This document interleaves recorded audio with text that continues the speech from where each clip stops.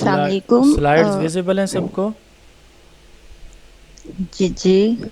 Lecture number जी one है sir जी। Visible है। ये लेक्चर नंबर वन है। आप लोगों के जो क्वेश्चन हैं वो फिर मैं साथ साथ लेता रहूँगा। प्लीज़ थोड़ा सा हम टॉपिक की तरफ मूव करते हैं अब।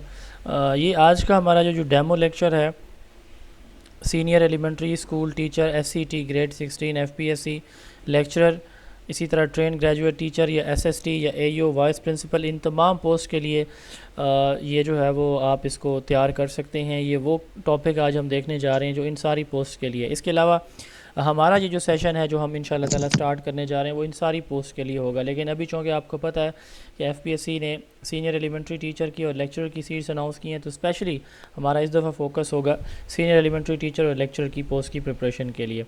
स्टार्ट करते हैं जी।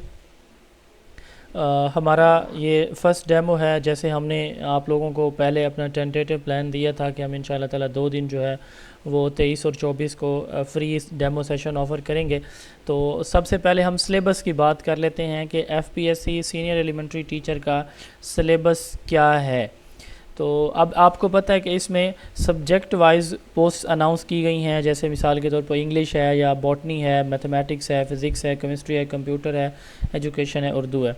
तो हर जो पोस्ट है ना उसका सिलेबस जो 60% है वो सेम है, 40% सिलेबस का डिफरेंस होगा। जैसे मिसाल के तौर पर अगर हम बात कर लेते हैं कि एससीटी इंग्लिश की या एससीटी उर्दू की या एससीटी मैथ की, तो उसमें 20% इंग्लिश होगी। इस इंग्लिश में वोकेबलरी से मुराद सिनोनिम एंड एंटोनिम होते हैं, ठीक है। ग्रामर यूजेज, इसमें सेंटेंस करेक्शन आ जाएगी, use of noun, pronoun, verb, adverb, ये चीज़ें आ जाती हैं। और इसके साथ साथ डायरेक्ट एंड इनडायरेक्ट नरेशन और एक्टिव पैसिव वॉइस भी आ जाते हैं। सेंटेंस स्ट्रक्चरिंग भी इनकरेक्ट सेंटेंस को करेक्ट या उसका करेक्ट सेंटेंस हमने फाइंड आउट करना होता है। ये 20% इंग्लिश तमाम जो पोस्ट हैं उनके लिए सेम रहेगी, ठीक है। इसका ये कंटेंट सेम होता है। उस दूसरे नंबर पे आता है सब्जेक्ट में 40% आपका सब्जेक्ट है। मिसाल के तौर पर आपकी केमिस्ट्री की सीट है तो केमिस्ट्री का 40% सब्जेक्ट का पोर्शन होगा, ठीक है। इंग्लिश की है तो इंग्लिश होगा, मैथ की है, जो भी आपका जो पोस्ट का सब्जेक्ट है वही यहाँ पे सब्जेक्ट मुराद है, ठीक है। तो इस पे कौन से लेवल की आपको तैयारी करनी चाहिए उसके लिए एफपीएससी ने सारे टॉपिक्स की लिस्ट दी हुई है। अगर किसी के पास नहीं होगी तो हमारा जो ऑफिशियल ग्रुप है आप जिसमें ऐड है सब, तो वहाँ पे मैं शेयर भी आज कर दूँगा। आप उसको देख सकते हैं कि आपके सिलेबस की आपकी जो पोस्ट है उसके लिए जो सिलेबस है वो कौन सा रिक्वायर्ड होगा। वैसे एफपीएससी 1-2 दिन के अंदर अपना सिलेबस वेबसाइट पे न्यू भी अपडेट कर देता है, ठीक है। अच्छा, तीसरा जो पोर्शन होता है ना इसमें प्रोफेशनल पैडागोजी का पोर्शन होता है, ये 40% है। तो ये पहला पार्ट और तीसरा पार्ट 1 एंड पार्ट 3 ये हर पोस्ट के लिए सेम होगा, ठीक है। इसमें education system in Pakistan, educational psychology, classroom management and discipline, instructional planning and teaching strategies, student evaluation and examination system, educational guidance and counselling, SCT के लिए ये 6 जो है वो टॉपिक्स हैं जहाँ से आपका पैडागोजी का 40 एमसीक्यूज़ का पेपर आएगा। इसमें आपको पता है 0.25 नेगेटिव मार्किंग भी होती है। इस तरह अगर हम लेक्चर के सिलेबस की बात करें, इंग्लिश का 20% सेम है। सब्जेक्ट यहाँ पे थोड़ा सा सब्जेक्ट को वेटेज ज़्यादा दिया जाता है, लेक्चर में 50% सब्जेक्ट है एंड 30% पैडागोजी होती है, ठीक है। और इसमें टॉपिक्स भी पैडागोजी के कम हैं, teaching techniques and methodology, classroom management, testing and evaluation and Bloom taxonomy, ये 4 जो है वो टॉपिक्स होते हैं। तो आज हमने जो टॉपिक चूज़ किया ना आपके लेक्चर नंबर 1 के लिए 2 टॉपिक्स हमने लिए हैं। वो दोनों टॉपिक्स इन दोनों जो सीट्स हैं इनमें किस सब्जेक्ट से हमने लिए हैं। तो इसकी अगर आप बात करें student evaluation and examination system इसका, और इधर से जो है वो टेस्टिंग एंड एवेलुएशन इसका, इन दोनों का एक कंबाइंड टॉपिक है, बल्कि 2 टॉपिक्स हैं जो आज हम डिस्कस करने जा रहे हैं, ठीक है। तो सबसे पहले हम बात कर लेते हैं टॉपिक 1 की। टॉपिक 1 जो हमारा है वो है टेस्टिंग एलिमेंट्स। टॉपिक 1 कंपैरेटिवली जो टॉपिक 2 है उससे लेस इंपॉर्टेंट है, लेकिन ये चूँकि बेस है उसकी तो पहले हम इसको पढ़ रहे हैं। ये दोनों टॉपिक्स ऐसे हैं जहाँ से आपके पेपर में 7 से 8 नंबर के क्वेश्चन आने हैं। लेक्चरर के पेपर में 10 नंबर के, एससीटी के पेपर में आज के जो हमारा ये जो टॉपिक है क्लास असेसमेंट एंड एवेलुएशन वाला, और उधर से जो स्टूडेंट एग्जामिनेशन सिस्टम है, टोटल एससीटी में से 8 सवाल, 8 में से 3 से 4 इन्हीं टॉपिक्स में से आनी है जो आज हम पढ़ने जा रहे हैं, ठीक है। इसी तरह लेक्चरर का जिन लोगों ने पहले पेपर दिया है वो इस बात को सेकंड करेंगे कि हाँ वाकई ऐसा है कि लेक्चरर का जिन्होंने पेपर को अगर पहले दिया हो तो लेक्चरर के पेपर में भी 3 से 4 नंबर के क्वेश्चन हमारे आज के 2 छोटे छोटे टॉपिक्स में से आने हैं आपके पेपर में। आप लोग सेशन ज्वाइन करेंगे हमारा रेगुलर या नहीं, लेकिन ये आप उसके बाद भी आप लोग जब पेपर दे के आएंगे तो इंशाल्लाह ताला ये बात आपको दोबारा याद रहेगी। टेस्टिंग एलिमेंट्स किसको कहते हैं? Test, measurement, assessment and evaluation, ये 4 हमारे पास टेस्टिंग एलिमेंट्स हैं। इन चारों को कलेक्टिवली हम क्या कहते हैं? टेस्टिंग एलिमेंट्स कहते हैं। इनको वन बाय वन डिस्कस करते हैं। बहुत ही आसान है, बहुत ही सिंपल है, और ये आपके पेपर में इनसे लाजमी जो है ना वो सवाल आते हैं। आप सबसे एक रिक्वेस्ट है, आपने जब भी कोई बात पूछनी हो, कोई सवाल करना हो, कोई कन्फ्यूजन हो, माइक अपना ज़रूर ऑन कीजिए, दिल खोल के बोलिए। लेकिन जब आप लोगों ने कोई क्वेश्चन ना करना हो तो प्लीज़ अपना माइक ऑफ रखिएगा। मेरे पास ऑप्शन है कि मैं आप सबके माइक्स को म्यूट कर दूं और ग्रुप में आप लोगों से कहूं कि आप जो है वो वहाँ पे क्वेश्चन करें। लेकिन मैं ये चाहता हूं कि आप लोगों को अगर कोई क्वेश्चन हो तो साथ साथ आप लोग जो है ना वो पूछें। अब्दुल मतीन साहब कौन है? सर मैंने आपका एक दफ़ा माइक म्यूट किया है, आप काइंडली अपना माइक म्यूट करके रखें। जब सवाल हो तो आप पूछ लीजिएगा। जी, ये सीनियर एलिमेंट्री टीचर एजुकेशन का सिलेबस क्या होगा सर? उसमें 80% एजुकेशन है, 20% जो है वो इंग्लिश होगी सर। वो मैं भेज दूंगा सर जी ग्रुप में। ठीक है सर। इस्लामियात का अच्छा, भी बता टॉपिक पहले डिस्कस कर लेते हैं। सर, सिलेबस इस्लामियात आपको का भी ग्रुप बता में भेज देंगे, सिलेबस आपको ग्रुप में भेज देंगे, आप तसल्ली से देख लीजिएगा। ठीक है, सारी पोस्ट का सिलेबस मैं आपको ग्रुप में भेज दूंगा, आप वहाँ तसल्ली से देख लीजिए PDF फाइल। टेस्ट की हम बात कर लेते हैं। अच्छा, एक बंदा है, उसको ना बुखार है, फीवर है, टेम्परेचर है, तो हमने उसका टेम्परेचर चेक करना है। हम किस चीज़ से चेक करते हैं जी? किस चीज़ से? थर्मामीटर से चेक करते हैं ना जी भाई, थर्मामीटर से चेक कर, थर्मामीटर। तो हम कहते हैं कि थर्मामीटर एक इंस्ट्रूमेंट या डिवाइस है जो कि जो बॉडी टेम्परेचर चेक करने के लिए यूज़ किया जाता है। अब किसी को कोई ब्लड प्रेशर का इशू है, हम कहते हैं कि जी ब्लड प्रेशर BP एपरेटस ले आओ जी। किसी का शुगर है तो वो जो ग्लूकोफेज मीटर आजकल मिलता है वो ले आओ जी, उससे इसकी शुगर लेवल चेक करो। हर एक चीज़ को ना चेक करने के लिए कोई ना कोई डिवाइस, कोई ना कोई मशीन या कोई ना कोई इंस्ट्रूमेंट मौजूद है कि नहीं है? आप लोग एग्री करते हैं इस बात से? हर एक चीज़ को चेक करने के लिए कोई ना कोई टूल डिवाइस मौजूद होता है। तो क्या बच्चे की बिहेवियर को, बच्चे की परफॉर्मेंस को चेक करने के लिए हमारे पास कोई टूल मौजूद है, कोई ऐसा इंस्ट्रूमेंट मौजूद है जिससे हम ये चेक कर सकें कि बच्चे के लेवल ऑफ नॉलेज में, लेवल ऑफ अंडरस्टैंडिंग में, स्किल्स डेवलपमेंट में कितनी बेहतरी आई है, कितनी नहीं है? टेस्ट है। उस टूल का नाम टेस्ट होता है। जस्ट लाइक जैसे हमने कहा कि बॉडी टेम्परेचर चेक करने के लिए थर्मामीटर होता है। ठीक हो गया? तो टेस्ट को इंस्ट्रूमेंट या टूल कहते हैं। Tool of measurement, instrument of measurement, tool, device, instrument, ये सिनोनिम है। आपको एक सवाल लाजमी टेस्ट से आता है पेपर में, आपने ना पूरी स्टेटमेंट की आपको कहीं पे भी समझ नहीं आ रही, फ़र्ज़ करें FPSC के पेपर में आपको कहीं वर्ड मिल जाता है टूल, डिवाइस या इंस्ट्रूमेंट, तो आप फिर उसको गौर से पढ़ेंगे तो आपको पता चल जाएगा कि टेस्ट की डेफिनेशन पूछी हुई। अब टेस्ट किसको कहते हैं? टेस्ट एक ऐसा मेथड होता है जिसमें हम बच्चों के, यानी ये एक टूल है जिसमें बहुत सारे सवालात होते हैं, हम उन सवालात के ज़रिए बच्चे का नॉलेज, बच्चे की अंडरस्टैंडिंग और स्किल चेक करने की कोशिश करते हैं। Test is a method of measuring student knowledge और स्किल्स। किस चीज़ के ज़रिए? Through a set of questions, किसी सवालात के मजमूए या कोई टास्क दे के बच्चों को, उससे हम बच्चे की परफॉर्मेंस को मेजर करते हैं। अब ये टेस्ट 2 तरह का हो सकता है। रिटन, इस तरह का टेस्ट ये देखें कि हम 10 सवालात पे मुश्तमिल एक प्रिंटेड पेपर बच्चों के हवाले कर देते हैं, that is written test. Oral, हम ज़बानी सवाल करना शुरू कर देते हैं बच्चों से। तो टेस्ट रिटन भी हो सकता है और ऑरल भी हो सकता है। इसी तरह टेस्ट सब्जेक्टिव भी हो सकता है और ऑब्जेक्टिव भी हो सकता है। सब्जेक्टिव और ऑब्जेक्टिव टेस्ट में क्या डिफरेंस है? अब एक सवाल पेपर में आता है, the name of a person thing is noun age. अब किसी चीज़ का नाम या शख्स का नाम क्या कहलाता है? इसको हम नाउन कहते हैं। ठीक है, अब अगर इसके अलावा कोई बंदा कोई भी जवाब दे तो क्या उसका वो जवाब सही माना जाएगा? किसी शख्स या जगह या चीज़ के नाम को नाउन इस्म कहते हैं। इसके अलावा अगर कोई जवाब वो दे रहा हो तो क्या उसके जवाब को कोई सही मानेगा? जी, पाकिस्तान कब बना? 14 अगस्त 1947 को। अगर कोई इसके अलावा कोई जवाब दे तो क्या उसका जवाब दुरुस्त माना जाएगा? जी जी, शाबाश। उसका जवाब दुरुस्त नहीं माना जाएगा। वजह क्या है? वजह क्या है कि ये एक ऐसा क्वेश्चन है जिसका एक ही सिंगल करेक्ट आंसर है, एक ही करेक्ट आंसर है। जो उस सिंगल करेक्ट आंसर को आंसर करेगा उसका जवाब ठीक है, अदरवाइज उसका जवाब गलत है। ऑब्जेक्टिव क्वेश्चन ऐसे या ऑब्जेक्टिव टेस्ट ऐसे टेस्ट होते हैं जिसमें हर सवाल का एक ही दुरुस्त जवाब बच्चे ने देना होता है, उसके अलावा कोई दूसरा ऑप्शन उसके पास नहीं होता। एक और एग्जांपल लेते हैं कि पाकिस्तान कब बना, मैंने आपको मिसाल दे दी। अब यही हम पूछे पाकिस्तान क्यों बनाया गया, ठीक है, दो वजूहात लिखें, पाकिस्तान क्यों बनाया गया, दो वजूहात इसके बयान करें। पाकिस्तान बनाने की वजूहात, क्या 30 बच्चे क्लास में अगर लिखते हैं तो क्या सारे एक जैसा जवाब लिखेंगे? जी आपसे सवाल है, क्या सारे बच्चे एक जैसा जवाब? अच्छा, नहीं, क्या सबका अलग अलग जवाब। अच्छा क्या ये मुमकिन, अच्छा क्या ये मुमकिन है कि सबका जवाब ठीक हो? जी मल्टीपल आंसर। जी, क्या ये मुमकिन है कि सबके जवाब ठीक हो? जी नो सर, यस पॉसिबल है, यस पॉसिबल है कि सारे के सारे बच्चे जवाब दे रहे हैं और एन मुमकिन है सबके सबके जवाब ठीक हों, डिफरेंट बट ठीक हों। ठीक है, क्लास में 10-20 बच्चे हैं, किसी बच्चे ने कोई पॉइंट लिखा, किसी ने कोई, तो ये सब्जेक्टिव क्वेश्चन वो क्वेश्चन होते हैं जिसको बच्चा एक से ज़्यादा जिनके जवाब दे सकता है।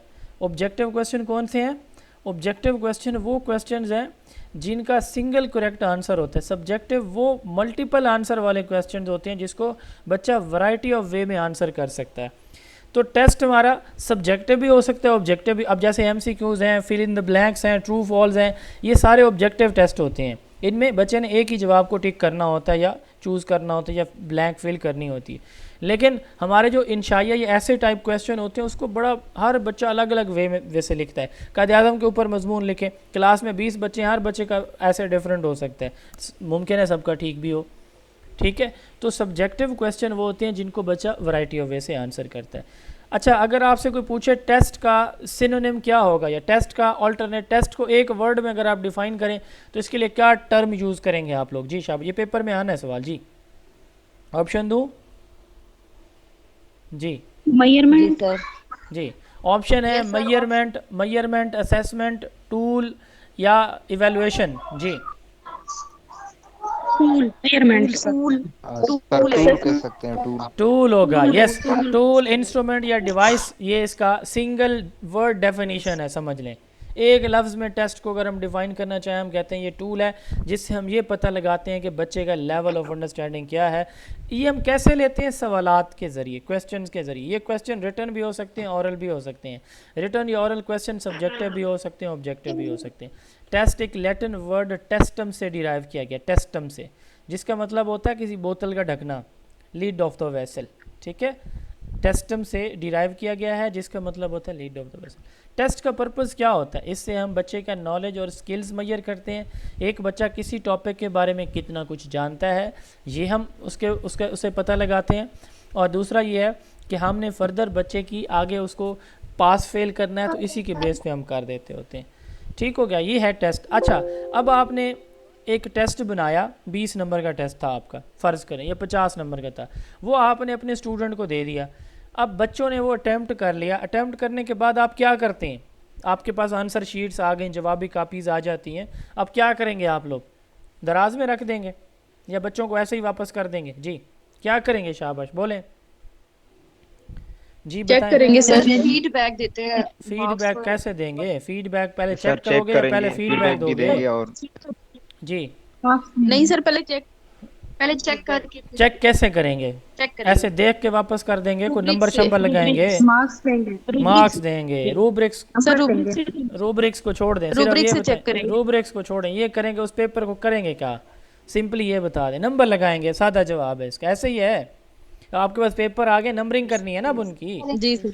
किसी बच्चे की अब मैं मिसाल के तौर पर ये कहता हूँ कि एक बच्चे के 100 में से 80 नंबर हैं, तो 80 मार्क्स जो है ना वो बच्चे की परफॉर्मेंस को बता रहा है कि जी इसकी इतनी अच्छी परफॉर्मेंस है या बैड परफॉर्मेंस है।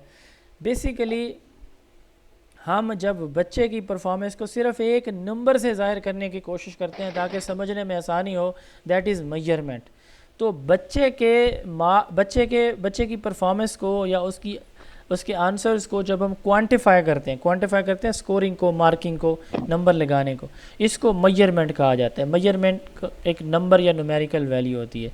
मेजरमेंट क्या है? किसी भी बच्चे की परफॉर्मेंस को जब हम एक नंबर की मदद से ज़ाहिर करते हैं ना, वो मेजरमेंट हो जाती है। अब जैसे ये इस इमेज में आप देखें, माइक प्लीज़ ऑफ कर दिया करें, ये आपको 63 आउट ऑफ 80 मार्क्स नज़र आ रहे हैं इस पेपर के, ठीक है। अब इसमें 63 मार्क्स उसने दिए हैं किसको चेक करके? ये देखिए, बच्चे की परफॉर्मेंस को चेक करके वो दे रहा है टीचर, ठीक है। कुछ को सही कर रहा है, कुछ को गलत कर रहा है, यहाँ गलत किया उसने, बाकी सबको ठीक किया। बेसिकली मेजरमेंट किसको कहते हैं? बच्चे की परफॉर्मेंस को एक नंबर क्वांटिफाई करना, नंबर या स्कोर की मदद से जाहिर करना, इसको मेजरमेंट कहते हैं। Measurement is a process of assigning number और स्कोर टू स्टूडेंट परफॉर्मेंस। ये एक न्यूमेरिकल वैल्यू होती है। इससे हमारे पास एक क्वांटिटेटिव डाटा आ जाता है पूरी क्लास का। अब बजाय इसके कि हमारे पास जो है ना जी वो 100 बच्चों के पेपर हों और हर बच्चे के पेपर में 8-8, 10-10 पेजेस या 4-4 पेजेस हैं, तो पूरा बंडल उठाने के बजाय हम क्या करते हैं, एक मार्क्स शीट देख लेते हैं, अवार्ड लिस्ट जिसे हम बोलते हैं। उस अवार्ड लिस्ट पे बच्चे का नाम, आगे उसका अचीव मार्क्स और टोटल मार्क्स लिखें, वहीं से हम पूरी की पूरी हमें फिगर पता चल जाती है कि बच्चे की परफॉर्मेंस क्या है। Basically that is measurement.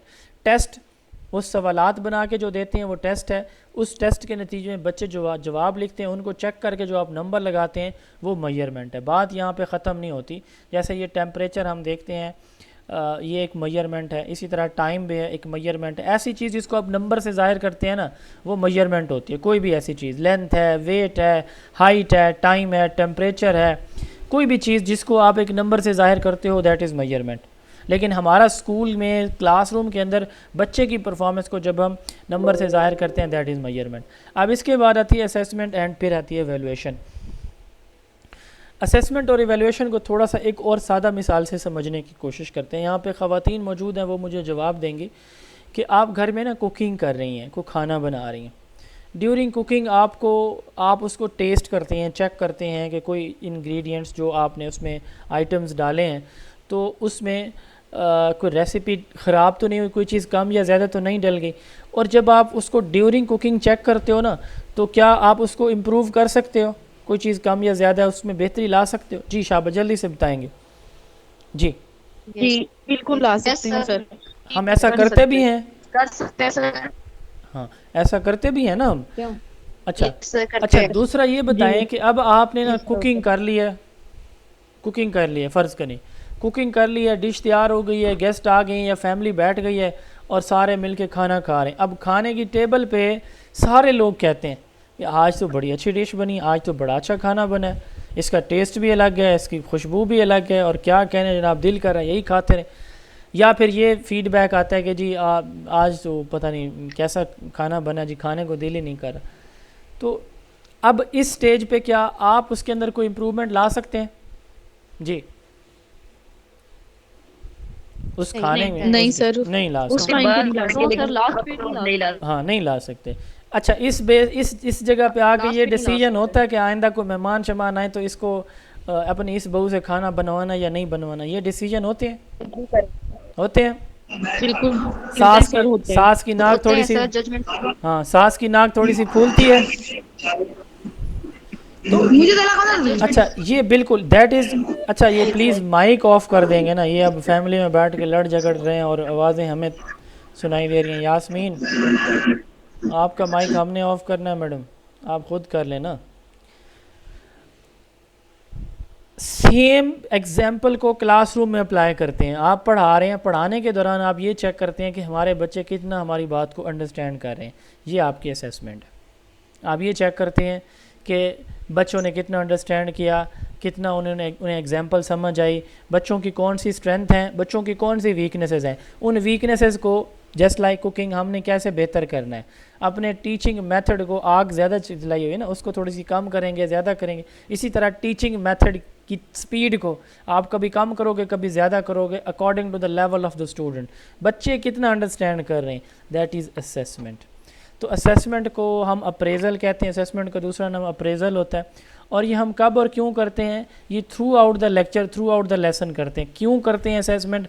Assessment का पर्पज़ बच्चे की परफॉर्मेंस के अबाउट डाटा कलेक्ट करना होता है, ताकि हम क्या करें, टीचिंग लर्निंग प्रोसेस को बेहतर कर सकें। आप चखते क्यों हैं? उस पर्पज़ के लिए कि इसमें क्या बेहतरी मैं ला सकती हूँ या ला सकता हूँ। आप पढ़ाने के दौरान क्यों सवाल जवाब करते हैं? इसलिए कि आप ये अंडरस्टैंड करने की कोशिश करते हैं कि हमारे बच्चों को कहाँ से बात समझ आ रही है, कहाँ से नहीं समझ आ रही, ताकि आप उसके अंदर बेहतरी या इम्प्रूवमेंट लेकर आएँ। ठीक है। असेसमेंट एसिडर, ये एफपीएससी के पास पेपर में क्वेश्चन, इसकी टेस्ट की डेफिनेशन भी पूछी गई है। अभी रिसेंटली वाइस प्रिंसिपल का पेपर हुआ है, वहाँ पे टेस्ट की डेफिनेशन थी। इससे पहले ये असेसमेंट की डेफिनेशन भी पूछी गई है। ये भी पूछा गया एक पेपर में कि एसिडर, जो असेसमेंट जिस लफ्ज़ से लिया गया है वो है एसिडर, इसका मतलब क्या होता है? टू सिट बिसाइड, साथ बैठना किसी। यानी देखें ना, असेसमेंट में हम वो खाना बनाने के भी साथ हैं, टीचिंग के दौरान भी हम मुसलसल ये चेक कर रहे होते हैं कि हमारा बच्चा कितना बात समझ पा रहा है या कितना उसको समझ नहीं आ रही, कौन सी उसकी स्ट्रेंथ है और कौन सी हमारे बच्चे की क्या है वीकनेसेस होती हैं। तो असेसमेंट क्या है? कंटिन्यूअस प्रोसेस होता है, शुरू से एंड तक ये मुसलसल चलता रहता है ड्यूरिंग टीचिंग, और इसका फोकस लर्निंग को बेहतर करना होता है। अब इसके ऑब्जेक्टिव्स या पर्पस देखते हैं। असेसमेंट जो है ना, इससे हम बच्चे की परफॉर्मेंस को मॉनिटर करते हैं। मॉनिटरिंग किसको कहते हैं? मॉनिटरिंग ऐसे ही है कि कोई काम हो रहा है, आप ऊपर खड़े होकर उसकी निगरानी करते हैं, दैट इज़ मॉनिटरिंग। जैसे मैंने वो एक एग्जांपल में बार बार इसीलिए लेके समझा रहा हूँ ताकि आप लोगों के जहनों में बातें बैठ जाएं। कुकिंग की एग्जांपल है, हम उधर ही खड़े होकर कुकिंग करते हैं, साइड पे नहीं चले जाते, छोड़ के नहीं जाते। टीचिंग के दौरान टीचर मौजूद है सेंटर में, क्लास के अंदर मौजूद है, और इसी दौरान वो मॉनिटर कर रहा है कौन तवज्जो से सुन रहा है, कौन नहीं सुन रहा, टू प्रोवाइड फीडबैक। दूसरा इसका पर्पज़ होता है बच्चों को फौरी तौर पर ये बताना कि उनका जवाब ठीक है, उनको समझ आ रही है, या उन्होंने जो जवाब दिया, जो अंडरस्टैंड किया, वो ठीक है या गलत है। To identify strength and weaknesses, बच्चों की खूबियाँ खामियाँ तलाश करना। खूबियाँ खामियाँ से मुराद ये है कोई काला है, कोई गोरा है, कोई चिट्टा है, कोई अच्छा बोलता है, कोई बुरा बोलता है, कोई साफ़ सुथरा हो के नहीं, ये नहीं देखना हमने ये देखना है कि टॉपिक को कितना कोई अंडरस्टैंड कर रहा है, किस बच्चे की ग्रिप अच्छी है, किसकी कमज़ोर है। वो बाकी चीज़ें एक इससे हट के हैं, वो जो मैं बता रहा था कि कौन साफ़ हो के आया नहीं आया। ठीक है। और फिर टू इम्प्रूव टीचिंग मेथड, इससे फिर हम जब ये देखेंगे कि बच्चे इस एग्जाम्पल से, इस प्रोसेस से नहीं समझ रहे, तो अपनी टीचिंग को बेहतर कर लेंगे। ठीक है जी, ये है असेसमेंट। अब इसके बाद होती है चौथे नंबर पे टेस्टिंग एलिमेंट में एवेलुएशन। जैसे मैंने कहा कि खाना बन गया, डिश, सारी डिशेस टेबल पे लग गई हैं, दस्तरखान पे लगी हुई हैं, फैमिली या गेस्ट आके बैठे हुए हैं, अब आके वो आपको पास या फेल करेंगे। करते हैं कि नहीं करते जी? यस सर करते हैं। अच्छा, पूरी क्लास आपने पढ़ा ली, क्लास पढ़ाने के बाद आपका प्रिंसिपल आता है, वो आके बच्चों से 3-4 सवाल करते हैं आपकी क्लास में। ठीक है, बच्चे सारे जवाब फर बताते हैं। क्या मतलब हुआ कि टीचर की टीचिंग भी अच्छी रही है और बच्चों की लर्निंग भी बेहतर रही है, यही मतलब होगा ना। इसको कहते हैं जजमेंट। जजमेंट की जाती है उस वक्त जब कोई काम हो चुका होता है, एंड हो चुका होता है, उसके बाद जज के पास को लोग जाते हैं ना फैसला लेने, वो लड़ नहीं रहे होते, लड़ाई ख़त्म हो चुकी होती है, उस वक्त काम तमाम हो चुका होता है, उसके बाद डिसीजन होना है कौन किसको सज़ा जजा देनी। टीचिंग में भी ऐसे ही होता है, जैसे मैंने ये जज की या कुकिंग की एग्जांपल दी है कि जजमेंट हम करते हैं, डिसीजन करते हैं बच्चे की परफॉर्मेंस को उसकी उस डाटा के बेस पे जो हमने कलेक्ट किया, वो टेस्ट होगा, मेजरमेंट होगा। आप देखें थोड़ा सा इसमें टाइम को समझिएगा। अब हम टेस्ट ले रहे हैं, उसके नंबर लगाते हैं ड्यूरिंग टीचिंग, ठीक है, पढ़ाने के दौरान कोई सवाल पूछते हैं और उसके बच्चे के कहते हैं ये जी ठीक है, ये गलत है, ये होगी असेसमेंट। पढ़ाने के बाद जाके अगर हम जो है ना उसको चेक कर रहे हैं, कोई बाद में टेस्ट ले रहे हैं, तो वो एवेलुएशन हो जाएगी। टाइम का थोड़ा सा डिफरेंस है, ड्यूरिंग टीचिंग होगी तो असेसमेंट है, आफ्टर टीचिंग होगी तो एवेलुएशन है। ठीक है, एवेलुएशन एक लैटिन वर्ड एवेलुअर से निकाला गया है, जिसका मतलब होता है, फ्रेंच वर्ड एवेलुअर है, जिसका मतलब होता है टू फाइंड द वैल्यू या और वर्थ, किसी चीज़ की वैल्यू या वर्थ देखना। अब इसकी बेस पे हम क्या करते हैं, किसी बच्चे को ग्रेड असाइन करते हैं, पास फेल करते हैं, ABCD ग्रेड होता है। ठीक है, इसकी बेस पे डिसीजन करते हैं कि तुम पास हो, तुम फेल हो। इफेक्टिवनेस देखते हैं कि टीचर की टीचिंग, बच्चे की लर्निंग किस हद तक इफेक्टिव रही है। ठीक हो गया, ये इवेलुएशन होती है। तो ये 4 टर्म्स हैं, इनमें सबसे नैरो टर्म टेस्ट होती है और सबसे ब्रॉडेस्ट या एंड पे जो टॉप पे जो टर्म है उसको इवेलुएशन कहते हैं। ये सवाल भी पेपर में आ चुका है कि which is narrowest among these 4, ठीक है, which is broadest among these 4, ये दोनों सवाल पेपर में आ चुके हैं। तो टेस्ट सबसे बॉटम पे है, इवेलुएशन सबसे एंड पे होती है, ये याद रख लीजिएगा, ठीक है। और एक दफ़ा ये भी सीक्वेंस पूछा गया कि इनका सीक्वेंस करेक्ट क्या है, पहले टेस्ट है, फिर मेजरमेंट है, फिर असेसमेंट और फिर इवेलुएशन होती है। यहाँ तक क्लियर जी सबको? जी, कोई कंफ्यूजन है भाई? सर। Yes sir. जी sir clear. Okay, yes sir clear है। अच्छा टॉपिक, जी सर, जी क्या कह रहे हैं सर? नोटिफिकेशन आ रहा है व्हाट्सएप ग्रुप में, वो करता हूँ कि ये जो ग्रुप आपने ओपन किया है बार बार मैसेज आ रहे हैं, ऊपर नोटिफिकेशन आ रहे हैं, फिर ये जो पिक्चर है तो सर आपको करे लेक्चर के बाद। अच्छा अच्छा, चलें ठीक है, ये उन लोगों को इश्यूज़ हैं, इनको रिकॉर्डिंग भेज देंगे, ठीक है। जूम पे कंडक्ट कर लें, नहीं जूम पे हम कर नहीं सकते। टाइप्स ऑफ असेसमेंट की आज हम बात करते हैं। जूम के इश्यूज़ होते हैं, जूम में 100 से स्टूडेंट भी नहीं आते और 1 घंटे से ऊपर क्लास भी नहीं जाती, तो ये इस पे तो आप 1 लाख बंदा आ जाए कोई मसला नहीं हमें। अच्छा, टाइप्स ऑफ असेसमेंट की हम बात कर रहे थे सर। टाइप्स ऑफ असेसमेंट 4 तरह की होती हैं, ठीक है। प्लेसमेंट असेसमेंट, ये टॉपिक 2 है हमारा। Placement assessment, diagnostic assessment, formative assessment and summative assessment. आप में से किसी ने को पहले पेपर दिया एफपीएससी का? जी शाबाश, किसी ने दिया हो? जी यस रिसेंटली सर मैंने दिया है। ये सच मैंने दिया है खुद तैयारी करके 92.5% मार्क्स है। माशाल्लाह माशाल्लाह, बहुत अच्छी सर बात है। साल दिया हम्म, 22 मैंने एक मार्क्स दफा से दिया पिछले था ईयर। यस का। वेरी गुड, माशाल्लाह माशाल्लाह।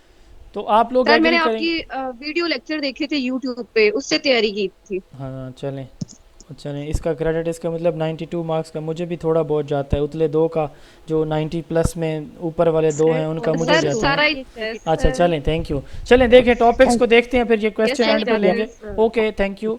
क्वेश्चन एंड पे रखते हैं सबके। प्लेसमेंट असेसमेंट की हम बात करते हैं। 4 टाइप्स ऑफ असेसमेंट है, बड़ी सिंपल सी हैं और लाजमी इनमें से सवाल आएंगे। फॉर्मेटिव और सबमेटिव तो समझ लें कि कसम उठाई हुई है एफपीएससी ने कि यहाँ से 3-4 सवाल देने हैं। इसी तरह टेस्ट और असेसमेंट में से भी उन्होंने कसम उठाई हुई है कि 2-3 सवाल देने हैं। तो इसलिए ये बड़े इंपॉर्टेंट टॉपिक्स हैं, इनमें से लाजमी सवाल आने हैं आपके पेपर में, ठीक है। तो रिकॉर्डेड लेक्चर इनको बता दें जो ग्रुप में मैसेजेस कर रहे हैं कि इनको आफ्टर क्लास इंशाल्लाह ताला फौरी मिल जाएंगे। अच्छा, प्लेसमेंट असेसमेंट की हम बात कर रहे थे। प्लेसमेंट असेसमेंट क्या चीज़ है? प्लेसमेंट, नाम इसका देखें ना, प्लेसमेंट किसी को किसी जगह रखने को कहते हैं। प्लेसमेंट क्या होती है? किसी को किसी जगह बिठाने, किसी को किसी ग्रुप में रखने, किसी को किसी जगह हायर करने की बात प्लेसमेंट होती है अंग्रेज़ी में। अब प्लेसमेंट असेसमेंट क्या होती है? आप एक स्कूल के इंचार्ज हैं, टीचर हैं क्लास के, और आपके पास एक बच्चा आता है, ठीक है, कि जी मैंने जो है ना वो एडमिशन आपके स्कूल में आपकी क्लास में लेना है, तो आप उसको उसका जो नॉलेज चेक करोगे ना उस वक्त, दैट इज़ प्लेसमेंट असेसमेंट, ठीक है। एक बच्चा पहले कितना कुछ नॉलेज रखता है, उस नॉलेज को चेक करने के लिए, लेकिन इसकी बेस पे आप उसको कोई एडमिशन दोगे, किसी ग्रुप में, किसी कोर्स में, किसी प्रोग्राम में इनरोल करोगे, ये जो असेसमेंट होगी जिसको एडमिशन टेस्ट भी कहा जाता है, ये आपकी प्लेसमेंट असेसमेंट है। Assessment that is done before the start of any program, किसी प्रोग्राम के शुरू में। और इसका पर्पज़ क्या होता है? स्टूडेंट को किसी ग्रुप में प्लेस या एडमिशन देने के लिए। इसमें हम चेक क्या करते हैं? बच्चे का प्रीवियस नॉलेज, ठीक है, प्रायर नॉलेज, जो एग्जिस्टिंग नॉलेज है वो हम चेक करते हैं, ठीक है। क्या ये बच्चा इस प्रोग्राम में बैठ सकता है, इसके पास इतना नॉलेज है, या ये इसमें मज़ीद चल सकेगा या नहीं, तो ये प्लेसमेंट टेस्ट कहलाते हैं। MCAT आपने सुना होगा, मेडिकल कॉलेज एडमिशन टेस्ट, आप में से शायद किसी ने दिया भी हो। ECAT है ये जो FSC के बाद प्री मेडिकल और प्री इंजीनियरिंग के बाद जो टेस्ट होते हैं मेडिकल कॉलेज और इंजीनियरिंग कॉलेज के admission test. MCAT medical college admission test, ECAT engineering college admission test, ये जो है ना वो प्री टेस्ट होते हैं उसके लिए लिए जाते हैं एडमिशन के लिए। इसी तरह गैट है, ग्रेजुएट असेसमेंट टेस्ट है, या आपका CSS-PMS के एग्ज़ाम भी, ये भी आपकी प्लेसमेंट असेसमेंट होती है, इस पे आपको कोई जॉब ऑफ़र की जाती है। तो इसी तरह एक क्लास के अंदर भी जब एक टीचर बच्चों की ग्रुपिंग करता है कि किस बच्चे का नॉलेज बहुत अच्छा है, किस बच्चे का नॉलेज वीक है, ताकि वो मिक्स ग्रुपिंग करे, अच्छे बच्चे कमज़ोर बच्चे दोनों का को मिक्सचर हो, ये ना हो सारे अच्छे बच्चे लाइक बच्चे किसी एक ग्रुप में इकट्ठे हो जाएं, कमज़ोर दूसरे में हो जाएं। तो ये प्लेसमेंट असेसमेंट कहलाती है। ठीक है, एक ऐसी असेसमेंट जिसमें हम ये चेक करने की कोशिश करते हैं कि बच्चे का कितना नॉलेज है, दैट इज़ प्लेसमेंट असेसमेंट। अच्छा, इसके बाद है डायग्नोस्टिक असेसमेंट। अल्लाह ना करे कोई पेशेंट होता है, किसी को कोई परेशानी या कोई बीमारी या कोई तकलीफ़ होती है, डॉक्टर के पास जाते हैं, वो क्या करता है, दवाई लिख देता है जाते ही शक्ल देख के। जी क्या करते हैं? हाँ जी, पहले डायग्नोस करते हैं।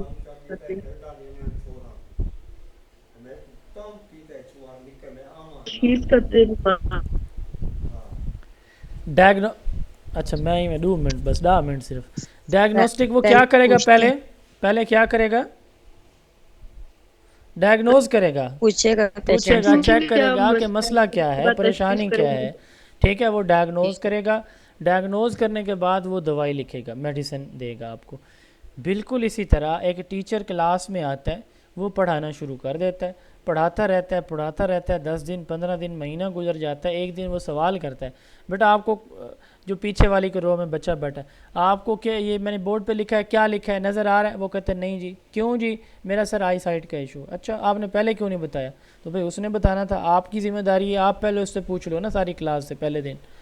अच्छा, इसी तरह एक बच्चे को आवाज़ नहीं क्लियर आती, वो कहता है कि जी टीचर सवाल करता है, वो कहते हैं सर मुझे सुनाई नहीं दिया। वो टीचर गुस्सा करता है। तो भाई गुस्सा करने की बात नहीं है, पहले आप चेक करो कि आपकी क्लास में जो बच्चे हैं उनको प्रॉब्लम्स तो नहीं है, कोई उनकी स्ट्रेंथ और वीकनेसेस क्या हैं, वो डायग्नोज करो ना। कोई medical problem, medical reason, medical difficulties कोई हैं तो नहीं ऐसी, किसी बच्चे को राइटिंग में, रीडिंग में, स्पीकिंग में, लिसनिंग में कोई प्रॉब्लम तो नहीं है। ठीक है, तो अब ये जब आप चेक करते हो ना, इसको कहते हैं डायग्नोस्टिक असेसमेंट। ये भी स्टार्ट में की जाती है। प्लेसमेंट असेसमेंट भी लेक्चर के स्टार्ट में है, डायग्नोस्टिक असेसमेंट भी। ये प्री असेसमेंट उसको कहते हैं जो किसी काम से प्री असेसमेंट या प्री टेस्ट जो लेक्चर स्टार्ट करने से पहले किया जाता है। इसमें हम स्ट्रेंथ आइडेंटिफाई करते हैं स्टूडेंट्स की और वीकनेसेस को आइडेंटिफाई करते हैं, स्ट्रेंथ को एंड वीकनेसेस को आइडेंटिफाई करते हैं। और ये कब की जाती है? Before teaching. इसका फ़ायदा क्या होता है? जब हमें ये पता चल जाता है ना कि बच्चों को रीडिंग में, राइटिंग में, लिसनिंग में, स्पीकिंग में प्रॉब्लम है, तो हम रिमेडियल टीचिंग डिज़ाइन करते हैं। रिमेडियल टीचिंग किसको कहते हैं? जिस बच्चे को जहाँ से बात समझ नहीं आई उसको वहाँ से फिर हम समझाने की कोशिश करते हैं। ठीक हो गया।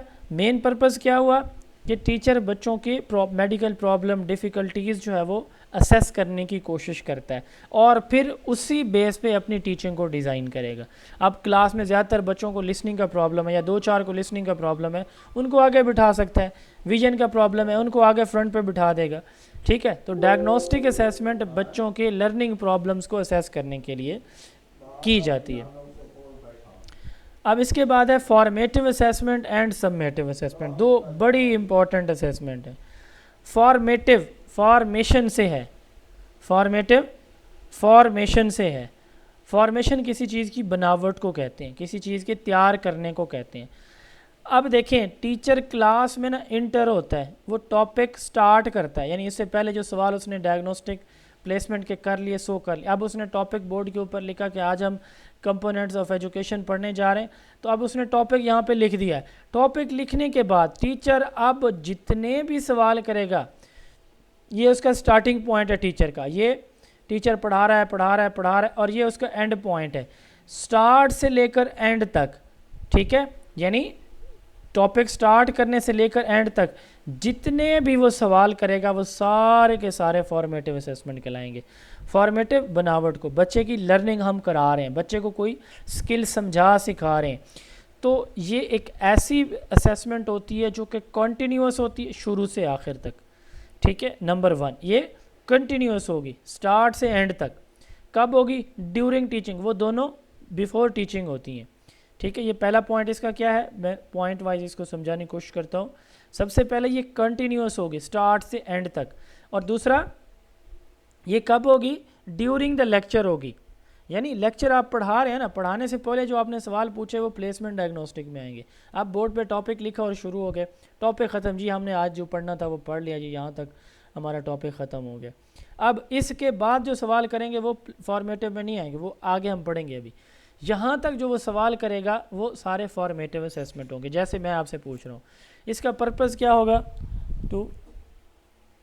टू मॉनिटर स्टूडेंट्स लर्निंग, बच्चों की लर्निंग को मॉनिटर करना। मॉनिटरिंग मैंने आपको बताया अभी क्या होता है कि कंटिन्यूसली आप चेक करते हैं कि बच्चे समझ पा रहे हैं या नहीं समझ पा रहे, और फिर एंड पे है इमीडिएट फीडबैक, बच्चों को फौरी फीडबैक देना। आप टॉपिक स्टार्ट करते हैं, व्हाट इज़ फोटोसिंथेसिस। हाँ जी बेटा, ये जो आपने देखा है कि पौधों के ऊपर फूल लगते हैं और फिर फल लगते हैं और उनके अंदर अनाज बन जाती है, कैसे बनता है, ठीक है, कैसे बनता है। तो मिसाल के तौर पर, तो इसमें आप बच्चों से सवाल करेंगे, कौन सही जवाब देता है, अगर कोई सही है शाबाश एक्सीलेंट, अगर कोई गलत जवाब है तो उसकी आप इस्लाह करते हैं, दैट इज़ फीडबैक। ठीक है, तो ये वो असेसमेंट होती है फॉर्मेटिव जो ड्यूरिंग द लेक्चर होती है। इससे बच्चे की स्ट्रेंथ और वीकनेसेस ड्यूरिंग लेक्चर हम देखते हैं। डायग्नोस्टिक में पहले से उसको कोई मेडिकल प्रॉब्लम है तो वो वाली स्ट्रेंथ वीकनेसेस हम देखते हैं, ठीक है ना जी। और फिर हम इसकी बेस पे अपनी टीचिंग को एडजस्ट करते हैं। ऑरल क्वेश्चन हो सकते हैं, रिटन हो सकते हैं, पीयर असेसमेंट यानी स्टूडेंट एक दूसरे से सवाल जवाब करते हैं, कोई ऑब्जर्वेशन हम बच्चों की कर सकते हैं, कोई कॉन्सेप्ट मैप इस तरह से बनवा सकते हैं। तो बात करने का मकसद फॉर्मेटिव असेसमेंट कब होगी, ड्यूरिंग द लेक्चर होती है, ठीक है। और जैसे ही आपका टॉपिक एंड होगा उसके बाद भी आप सवाल एंड पे करते हैं, जाते हुए 4-5 सवाल आप पूछ लेते हैं। वो एवेलुएशन होगी जिसको अभी हमने थोड़ी देर पहले पढ़ा। एवेलुएशन को हम समेटिव असेसमेंट भी बोलते हैं। एवेलुएशन का दूसरा नाम क्या होता है, समेटिव असेसमेंट भी कहते हैं हम इसको, ठीक है। समेटिव असेसमेंट को एवेलुएशन भी कहते हैं। ये कब होगी, एंड पे होगी। Sum up, summation sum up से है, समेशन सम अप से है, ठीक है। समेटिव समेशन से, सम अप से है। सम अप कब हम करते हैं, आखिर पे करते हैं, किसी चीज़ की समरी आखिर पे बताते हैं, ठीक है। इसका पर्पज़ क्या होता है, इसका पर्पज़ ये होता है एंड पे हम ये चेक करते हैं आफ्टर लर्निंग। एक तो ये होती है इफेक्टिवनेस ऑफ इंस्ट्रक्शन, आज की हमारी इंस्ट्रक्शन किस हद तक फ्रूटफुल रही या नहीं रही, ठीक हो गया। और इसकी बेस पे हम फाइनल ग्रेड भी, पास फेल भी इसी की बेस पे करते हैं, ठीक है। तो स्टैंडर्डाइज टेस्ट या जो फाइनल एग्ज़ाम हमारे होते हैं ये सारे फॉर समेटिव असेसमेंट की एग्जांपल है। अच्छा, अब अगर मैं आपसे यहाँ पे 2-3 सवाल पूछ लूँ तो आप लोग जो है वो अगर मुझे जवाब देते हैं तो मुझे बड़ी खुशी होगी कि मैं जो बात आपको समझाना चाह रहा था, जो अमानत मेरे पास थी वो आप तक पहुँच गई है। पहला सवाल ये है, अगर मैं आपसे कहूँ कि प्रोसेस असेसमेंट और प्रोडक्ट असेसमेंट को एक वर्ड में डिफ़ाइन करें तो इन चारों में से कौन सी को आप प्रोसेस कहेंगे, कौन सी को product? Placement, diagnostic, formative, sir process जो होती है वो ड्यूरिंग होती है, कौन सी ड्यूरिंग होती है तो Formative फिर ये assessment, फॉर्मेटिव होगी, फॉर्मेटिव। और प्रोडक्ट जो है ये एंड Summative पे होती है तो ये एवेल्युएशन। एवेल्युएशन या समेटिव असेसमेंट होगी। वेल डन जी। इसका मतलब ये है कि मैं एक अच्छा टीचर अपने आप को समझ सकता हूँ कि मैंने बात समझा ली। ऐसे है कि नहीं ऐसे? Yes sir. अच्छा चलें, शुक्र है मान गए आप लोग। सर ऐसे ही है। अच्छा चलें, अल्हम्दुलिल्लाह। अच्छा, phases of assessment, last slide है जी आज के हमारे लेक्चर की, ठीक है। आपको अभी मैं ना ग्रुप में एक टेस्ट भेजूंगा, तो मेरे एडमिन आपको टेस्ट भेजेंगे। आज जो हमने पढ़ा इसमें से 20 मार्क्स का एक टेस्ट होगा, आपने वो टेस्ट अटैम्प्ट करना है। और आप अगर उसमें से 20 आउट ऑफ 20 ले लेते हैं तो मुझे स्क्रीनशॉट, आपकी चैट ओपन है उसी में भेजेंगे स्क्रीनशॉट बना के। किसी के 10 आते हैं कोई मसला नहीं है, घबराना नहीं है। हमने इंशाल्लाह ताला इसको, मेरे जो स्टूडेंट हैं ना उनके लेक्चरर के पेपर में अल्हम्दुलिल्लाह 29-30 मार्क्स आते हैं। जो अच्छे स्टूडेंट होते हैं, जो पढ़ते हैं, जिनको जो इंस्ट्रक्शन दी जाती है उनको फॉलो करते हैं, तो पेडागोजी में अल्हम्दुलिल्लाह 30 में से 29-30 मार्क्स आते हैं अल्हम्दुलिल्लाह। 1-2 की का भी इशू होता है, आपको पता है एफपीएससी को अल्लाह हिदायत दे, उनकी की में भी प्रॉब्लम होते हैं। बहरहाल आप लोगों को 20 मार्क्स का टेस्ट दिया जाएगा। ये टेस्ट आपको एज़ इट इज़ रोज़ाना दिया जाएगा। हमने इंशाल्लाह ताला प्लान ये किया कि 1 जून से हम आपका एसईटी का और लेक्चरर का सेशन स्टार्ट करेंगे, जिसमें हम आपको जो है ना वो इंग्लिश की और पैडागोजी की तैयारी करवाएंगे। इंग्लिश के आपके लेक्चर होंगे और नोट्स होंगे, इसी तरह पैडागोजी के आपके लेक्चर भी होंगे और आपके नोट्स भी होंगे और आपका डेली टेस्ट भी होगा, जैसे आज होगा। आज आपको नोट्स भी भेजे जाएंगे, फिर आपको जो है ना वो लेक्चर ऐसे हो रहा है, इस लेक्चर की वीडियो रिकॉर्डिंग हम देंगे और प्लस इसका टेस्ट भी आपको हम भेजेंगे। यानी हमारे सेशन का मैकेनिज़्म ये होगा कि रोज़ाना आपको एक वीडियो रिकॉर्डेड लेक्चर हम भेजेंगे, लाइव सेशन। अभी 2 दिन है, 1 जून को आपको एक वीडियो रिकॉर्डेड लेक्चर होगा, आपको उसके नोट्स दिए जाएंगे और हर लेक्चर का गूगल ड्राइव टेस्ट होगा। ठीक है, आप उसको किसी भी वक्त दिन में सुन सकते हैं, आपको यूट्यूब लिंक भेजा जाएगा। एडिशनली हम आपको इंग्लिश के भी ऐसे इंशाल्लाह ताला लेक्चर देंगे, लेक्चर के साथ नोट्स देंगे, नोट्स के साथ हम टेस्ट देंगे। हमारी रजिस्ट्रेशन फ़ीस जो है ना पूरे सेशन की, ये सिर्फ 1200 है। आप बाकी किसी एकेडमी में देखेंगे तो आपको एक महीने की 4-4 हज़ार, 5-5 या 6-6 हज़ार फ़ीस भी देखने को मिलेगी, लेकिन हम बहुत ही माकूल फ़ीस लेते हैं। वो इसलिए कि मैक्सिमम लोग जो है ना वो इसके बेनिफिशरी हो सके, उनको फ़ायदा हो सके। 1 जून से हमारा इंशाल्लाह रेगुलर सेशन स्टार्ट होगा। फ़ीस सिर्फ 1200 है। लेक्चरर के लिए हमारी फ़ीस 1000 रुपये है। लेक्चरर के लिए जो लोग अप्लाई कर रहे हैं उनकी फ़ीस 1000 होगी, जो SCT के लिए अप्लाई कर रहे हैं उनके लिए 1200 फ़ीस होगी। जी मैं सवाल लेता हूँ। आपकी तैयारी भी इधर ही करवा जी तैयारी हम ऑनलाइन ही करवाएंगे। फेजेज़ ऑफ असेसमेंट, असेसमेंट के ना 3 फेजेज़ हैं, एंड पे हम क्वेश्चन लेते हैं आपके। फेजेज़ ऑफ असेसमेंट 3 है। सर आप वाइस प्रिंसिपल की तैयारी करवा रहे हैं? हाँ उसकी भी करवा रहे हैं आप, वो हमारे नंबर पे मैसेज कीजिएगा, उसकी डिटेल आपको उधर भेजेंगे। फेजेज़ ऑफ असेसमेंट, अगर कोई और भी वाइस प्रिंसिपल की तैयारी कर रहा है, 6 सीट्स जनरल हैं, एक सिंध की है, टोटल 7 सीट्स अभी भी अनाउंस हुई हैं FPSC की तरफ से। अगर कोई उसकी तैयारी करना चाह रहा है तो वो भी हम जो है वो ऑफ़र कर रहे हैं, आप लोग ज्वाइन कर सकते हैं। उसके लिए हमने 1500 फ़ीस रखी है सिर्फ। फेजेज़ ऑफ असेसमेंट क्या हम बात कर रहे थे? Planning, process and product phase.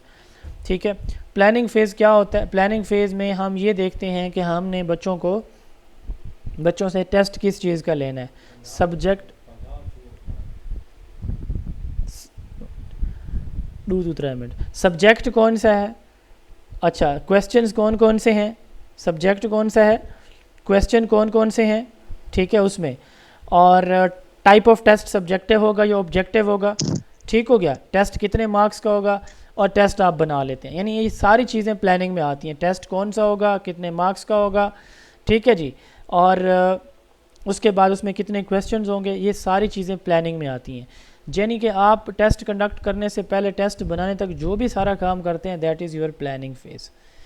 ठीक है, उसके बाद है प्रोसेस। अब आपने टेस्ट ने प्रिंट आपने लिए हुए हैं प्लानिंग फेज़ में, आप वो जाते हैं क्लास में, बच्चों को दे देते हैं, बच्चे उस पेपर को अटैम्प्ट कर रहे हैं, ये आता है प्रोसेस फेज़। ठीक है, उसके बाद वो आप वापस लेके उस पर मार्किंग करते हैं, उसकी अवार्ड लिस्ट बनाते हैं, बच्चों को पास फेल करते हैं, दैट इज़ प्रोडक्ट फेज़। ठीक है, ये थर्ड एंड लास्ट फेज़ होता है। तो ये 3 जो है वो फेजेज़ हैं असेसमेंट के। अब आपके जितने भी क्वेश्चन हैं आप लोग पूछ सकते हैं सेशन के हवाले से, डिटेल मैंने आप लोगों को बता दी है। अगर कोई ज्वाइन करना चाहता है हमारा रेगुलर सेशन, कल भी हम डेमो सेशन लेंगे, एक दिन और तसल्ली कर लें, अच्छी तरह से देख लें कि हम किस तरह सर्विसेज अपनी दे रहे हैं।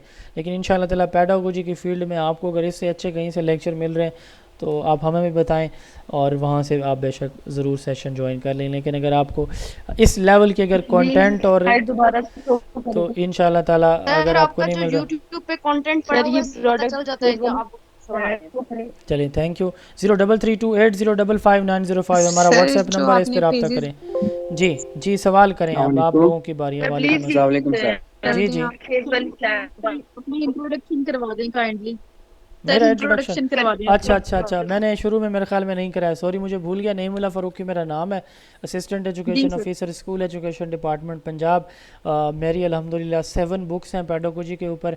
अभी मैंने टीचिंग लाइसेंस के लिए जो है ना वो एक नई बुक आज ही पब्लिश करवाई है अल्हम्दुलिल्लाह, और वो मेरा 8वीं किताब मेरी पेडागोजी के ऊपर आ चुकी है। ये मेरा मुख्तसर से तारुफ है। बाकी आप मेरा YouTube channel zone of education देख सकते हैं।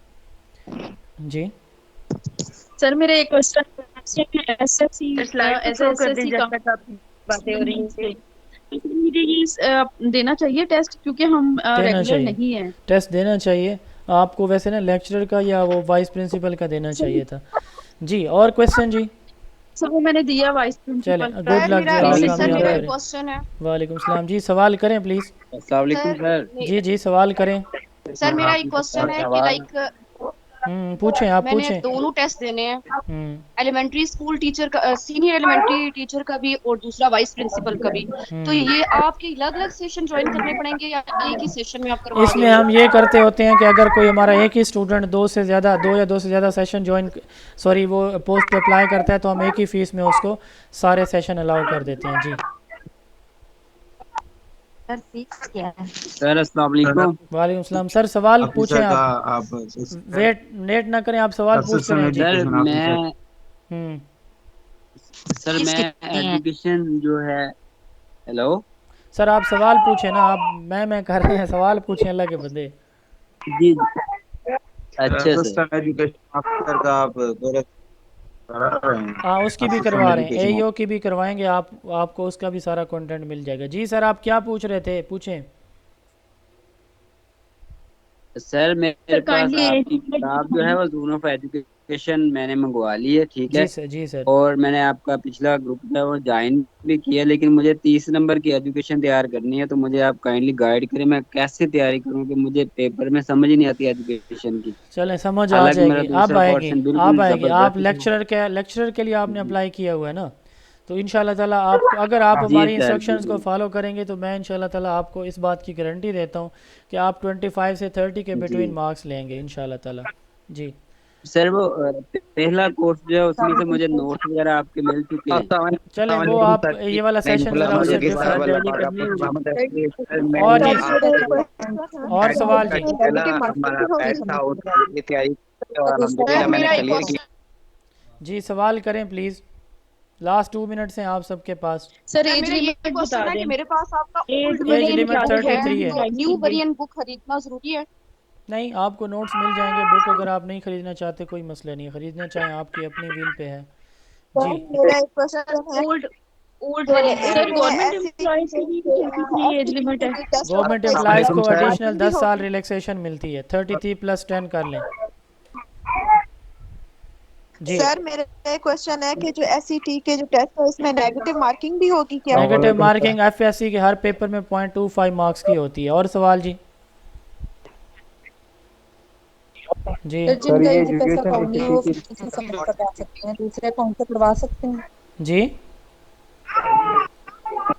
और ये एसईटी एजुकेशन की कंटेंट क्या होगा?